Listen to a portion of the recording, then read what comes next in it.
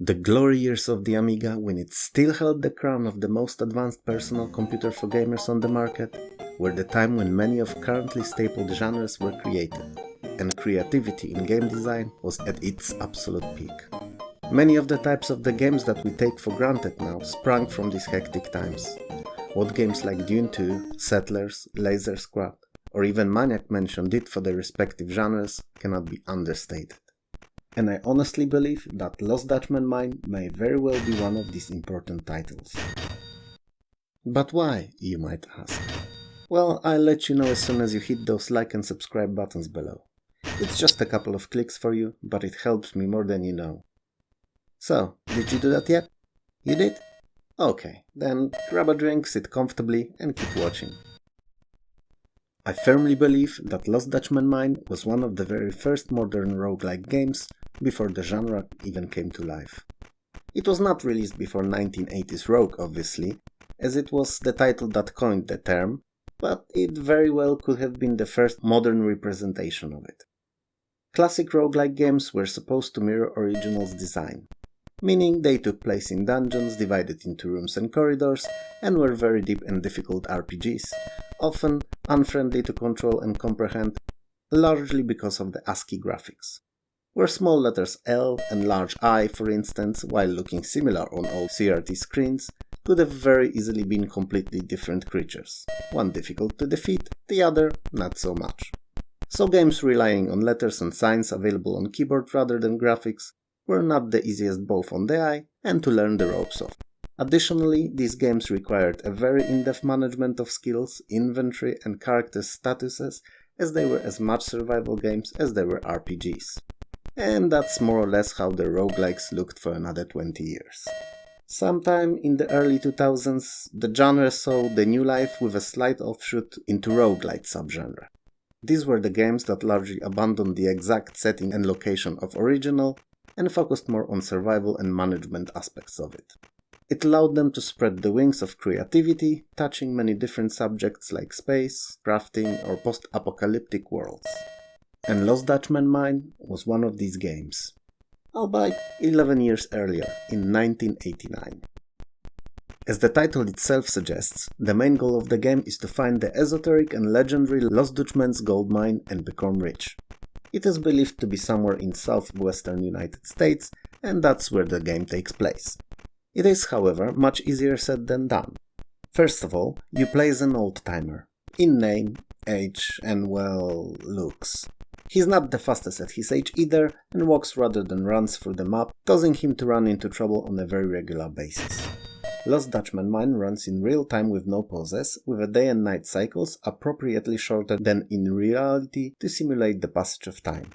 Also, as in most roguelite titles, not only inventory but also main character's well-being needs to be managed and monitored at all times.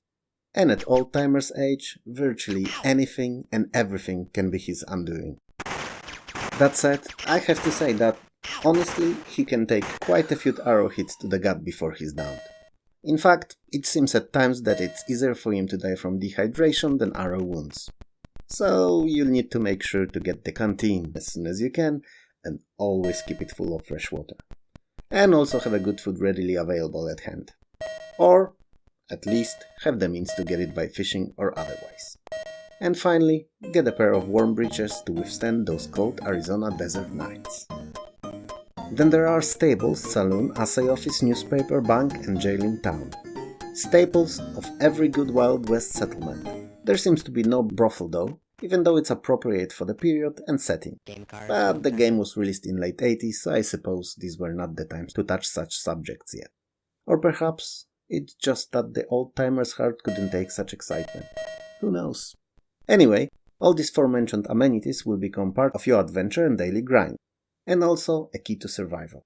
You'll be eating, drinking, gambling, and even selling off your precious findings there. So it's good to familiarize yourself with this quite early.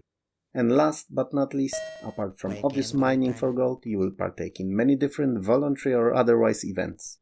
You'll be fishing, hunting wanted by the law criminals, fighting off rattlesnakes, bandits or natives, and more. It's clear that the key to success in Lost Dutchman Mine is preparation and doing what you would have done if placed in similar situation in reality. Get well equipped, keep cool, and manage everything to the best of your abilities. And most importantly, learn on your own mistakes. As same as with most roguelite games, you will die and fail quite a few times before you will be able to master it. So start your adventure at the shop and gear up for everything and anything within the limits of your wallet, that is. Make sure to keep few inventory slots empty for your gold finds, however, as until you have a horse, all you can carry on you is all you will really have. Then gradually, as you survive each passing day and save money, get more useful gear. Finally, invest in a horse. They provide faster movement and more storage. Eventually, through slowly grinding your way, you'll find the treasure and win the game. Or you won't. Lost Dutchman Mine's gameplay is heavily based on RNG, and with over 100 caves to explore and numerous gameplay events, it allows for multiple, equally as fun playthroughs. The game map is not overly huge, but the sheer dread of carrying loads of gold back to town through bandit and natives infested desert add to the excitement and keep you at the edge of your seat through it all.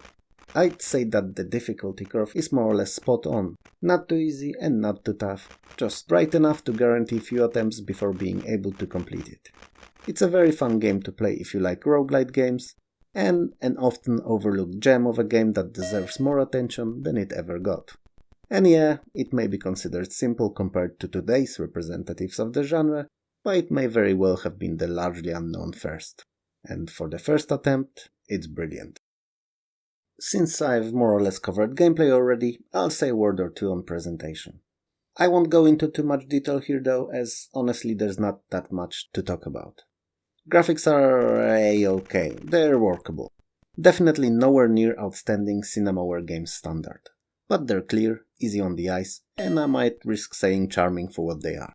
Music's only ever present for a few seconds on the title screen, so it's hard to judge, but sounds are all throughout the game, and to be quite frank, they don't strike me to be anything special in particular.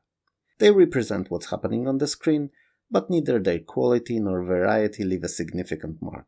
But it's also a game released at the tail end of the 80s on the Amiga, so I suppose sound might not have been a priority for the developers. All in all, I really like Lost Dutchman Mine, despite all its shortcomings, and think that it's a game worth checking out by anyone who hadn't had a chance before, if not for anything else, then at the very least to see if it could really have been considered one of the very first few, if not the first, roguelite game. For me, it's a solid 7.5 out of 10. And since we've neared the inevitable end of the video, I'd like to thank you for sticking around until now, and ask you to hit those like and subscribe buttons below.